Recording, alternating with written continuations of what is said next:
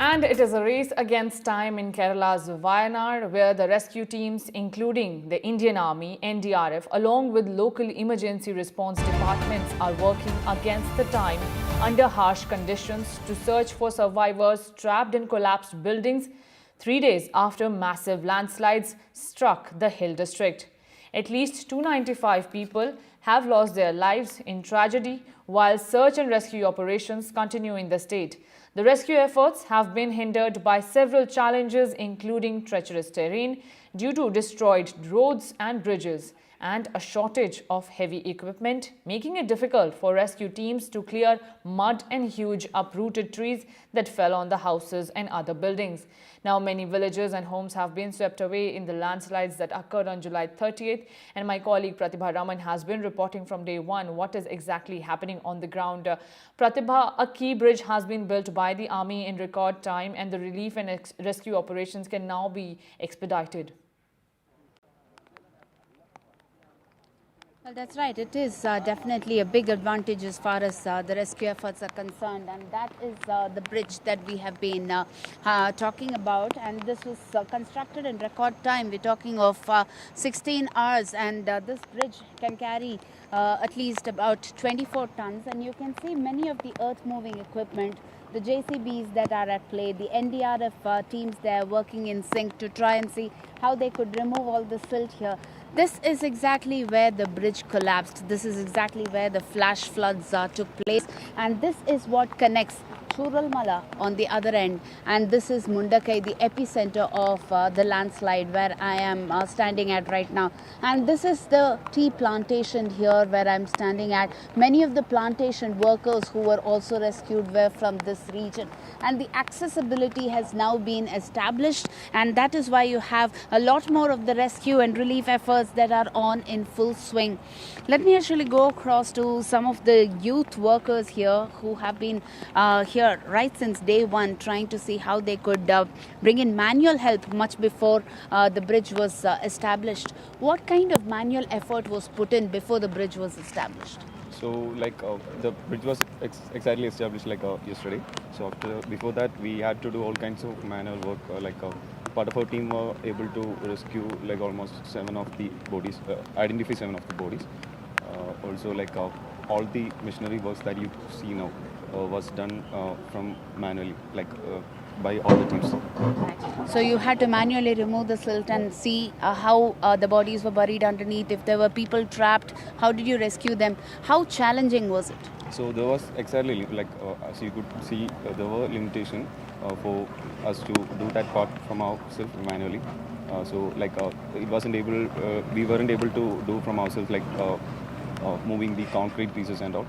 But all of these who are partly present here, though they were able to extend a maximum from their limitation, till from their limitation they were able to do their maximum. The weather is also a big challenge at this point in time. Right as we speak too, it is raining here continuously. Yeah, that is also blocking all the rescue efforts from this side.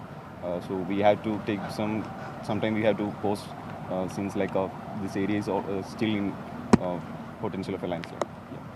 This is an area that is prone to landslides here. If you can also give me your sense of how challenging and shocking was it, because this area is prone to landslides, and could there have been better efforts that could have been put in so that this could have been avoided? So the place is not exactly a danger place. So the people did not get much information. We cannot. They lived out here. You can see here our people lost their lives, their livelihood, and their all. So they are now in the camps.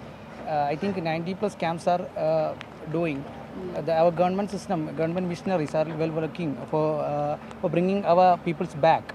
So also the part of our sides also we are working for it, working for our people to bring back to the lives. While you were manually, yes. To that point is the climatic predictions from the previous day of the landslide that happened. It wasn't an extreme as casted by the climatic.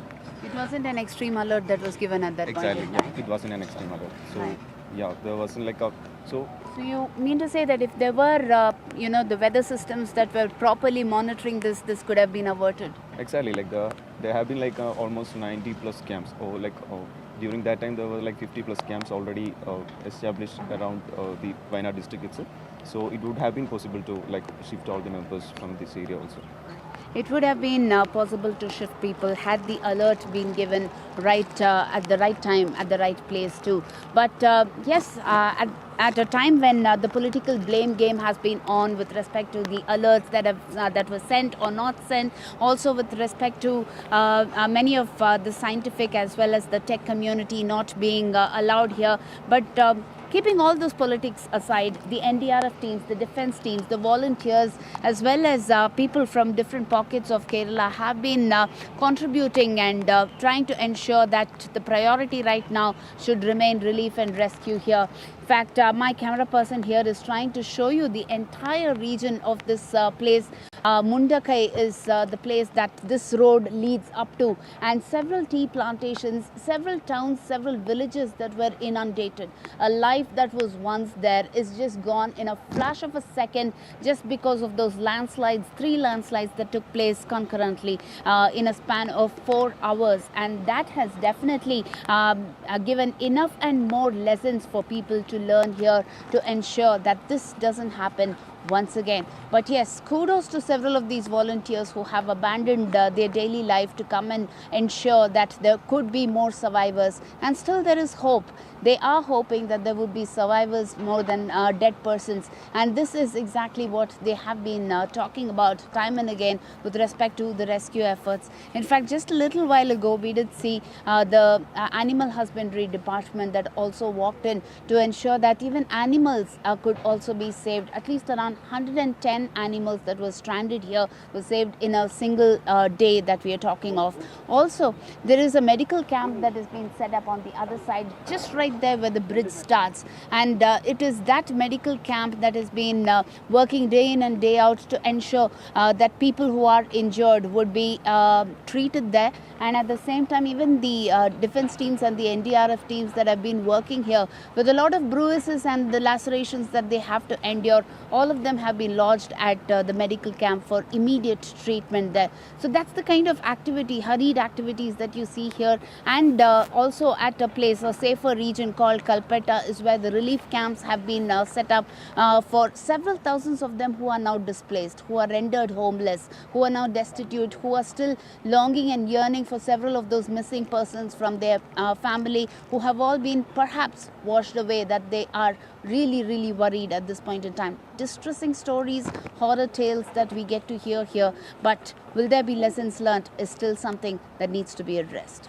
Right, Pratibha, and when we are talking about the relief and rescue operation, the teams have come from several parts of the country. Even neighboring states like Tamil Nadu have sent their teams for the rescue operation. Are there enough resources on ground to expedite the relief and rescue operation, or is there a need from the state that needs more help from the center? In fact, more than the state as well as the center, of course, kudos to both the response teams that have been working in sync here. But a lot of these private players have also come in to establish or contribute in whatever way that they can. In fact, while we were coming in from Kalpetta to this place, we were stopped at a particular point, and it was only the rescue vehicles that were allowed. And at that point in time, many of the private players were bringing in their machinery, their earth moving equipment, and the JCBs here. In fact, one of them came in to suggest that they would be willing to sponsor the ropeways that were put up here before the bridge was established. It was through the ropeways that stranded people were rescued at that point in time. So many of the private players too coming in to contribute in whatever way that they can.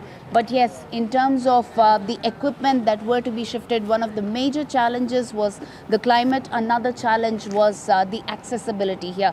But one, we cannot avoid with the heavy rains here, but the second at least has been established now. And here's hoping that more of the relief and rescue operations would take place in the right manner and the most efficient manner possible. Back to you. Right, Pratibha, thank you so much for giving us those details. My colleague Pratibha Raman has been on the ground and she has been doing stories. And one of the key features that is there in the relief and rescue operation is the Bailey Bridge.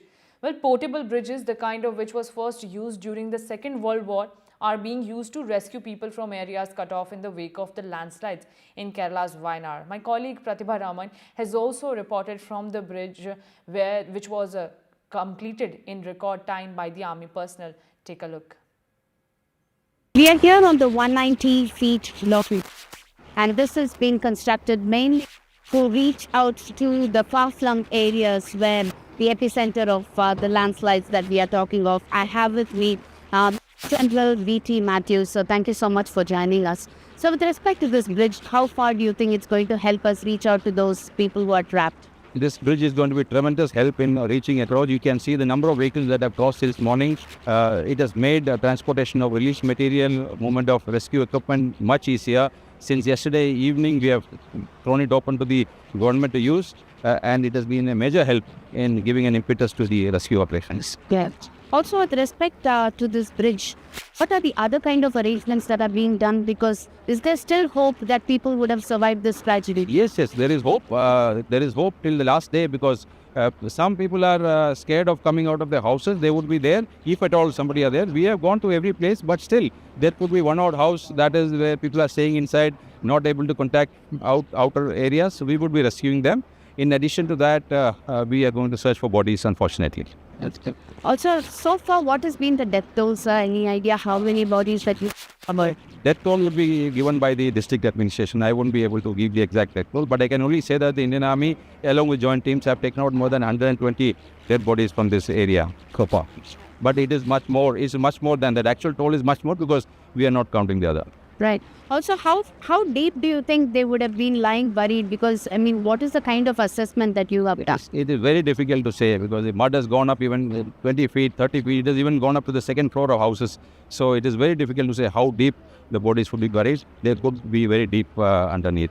So far, unless we have found them, we exit. Are there any other strategies that are also being deployed, sir? Yes, we are looking at deploying radar equipment. We are looking at, we already have our sniffer dogs here. They are helping us find. So all of this, and then of course the JCBs, etc. are being employed. We are continuously improvising and moving equipment to find. I'm also told that there are thermal scanners that are being used. Do you think that is also going to be effective in nature? Thermal scanners will be used. Of course, we cannot find a dead body with thermal scanner because it doesn't emit heat.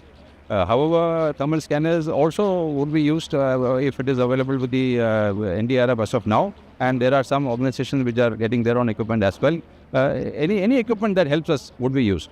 Thank you so much, sir. So that was the Major General talking to us about the benefit that this bridge would offer in terms of reaching out to several of those people in the far-flung areas. Especially as we are speaking, you can see an ambulance that is making use of this bridge. In fact, this bridge is capable of carrying around 24 feet is what we are hearing. And it becomes extremely beneficial for the JCBs as well as other earth-moving equipment to pass through this bridge. In fact, you can see that there are TVs that work here outside to try and see if they could remove all the mud as well as the silt and recover, which will also help recovering bodies. And that is the message that the defense teams as well as the NDRF teams are giving to us at this point in time. So this is the rescue operation that is happening at this point in time. To give you a brief picture on the number of dead bodies that have already been recovered, the death toll now stands at around 95. With camera person Govind, Pratibha Raman at Wayanad for NDTV. Now, while teams battle to rescue people stranded in the landslide hit Wayanad, the focus is also on the animals that were present in the area at the time of the tragedy. My colleague Pratibha Raman spoke to the teams who are indulged in rescuing animals, as it is believed that there are at least 120 animals trapped or injured due to the landslides that took place in Wayanad on July 30th. We've all the time been speaking about human loss, but what about animals? Well, there is a veterinary department team that is here that is taking care of the rescue operation of animals here. And I have with me one of the doctors. Ma'am, if you can introduce yourself and tell me how is the rescue operation of animals being done? Here we are a group of veterinarians from Animal Husbandry Department, Kerala, Wayanad, and we have our field officers and assistant field officers and some volunteers also for helping us. Actually, we have been from the day one, we have been here in the site, and here most of them are free ranging animals, and we have a population of around nearly 130-140 animals, but at present we don't know the exact figure where how many animals have been, most of them would have died actually. Especially in Churalmala area, and we have rescued some around some 10 animals, and today also we have got some calves which have been abandoned here, and we have given the proper treatment. The main part is where are they being taken to in terms of shelter? At least you have relief camps for humans. We have arranged shelter. We have till now we didn't have any transportation facilities because of the bridge being done. Now it has been, the settlement is already done. We have been in tie-up with the societies. We are taking these animals through to Mepadi, which is the panchayat here, and Mepadi, from there we'll be sending these calves or cows to the farmers who are looking after them. Thank you so much for this. Your name, ma'am? Yeah, we are from Dr. Sharmada, Dr. Srishida, Dr. Amal, and we have our FOs, Raj and Sajish. One more thing, the main thing is we have to go to the farm in Mundakai. There mostly 20 animals are being stranded there. So yet once the bridge is done, we have to go for the treatment. Thank you so much. Such noble work that you're doing. So thank you so much for that. So that was the Animal Husbandry Department talking about how they are trying to rescue animals as well, because their lives are also equally crucial when it comes to tragedies like this. And that's exactly what we are trying to track here in terms of relief and rescue measures at the epicenter of the landslide. With camera person Govind, Pratibaraman at Wayanad for NDTV. Now, if you want to help the people who are stranded in Kerala due to the landslides, you can now help with NDTV's campaign, and NDTV has started the Care for Kerala campaign. With this, you can help in donation the displaced people and assist in rehabilitation efforts that are undergoing in Kerala's Wayanad. Remember, over 295 people have died while 200 remain missing and still trapped under the debris. While the relief and rescue operation is underway, we as a society also can contribute towards the betterment of them.